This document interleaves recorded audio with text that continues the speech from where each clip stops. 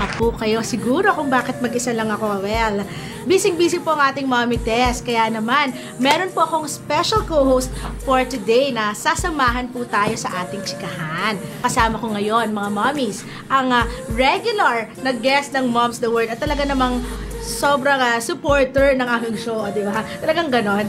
Let's all welcome si Mommy Jong Carriazo. Hello, Jong! Hi! Thank you for coming here. Talagang ganon. Hello to sa lahat ng mga viewers natin ngayon sa Moms the Word. Muntik ko sabihin wake up in Ibang show yon. Oo. Oo, diba? Hello po sa lahat. Yan, ako Mommy. Ano bang chikahan natin for today?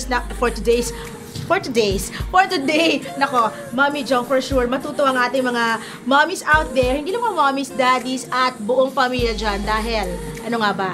It's ano about organization. Yes. Yan, dyan ako mahina, sister. Organize. Yep. Ikaw, magaling dyan.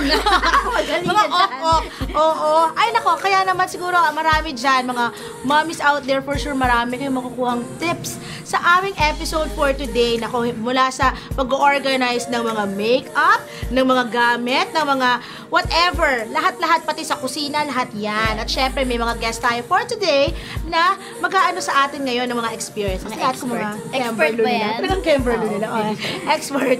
Ayan. And nako, mga mommies, for sure, matutuwa kayo. Kaya kung ako sa inyo, ay, dyan lang. Huwag maglilipat ang channel. Di ba, Mami? Yes, of course. Yes, dito lang po tayo sa nag-iisang talk show ng mga mommies. Pati na rin mga daddies.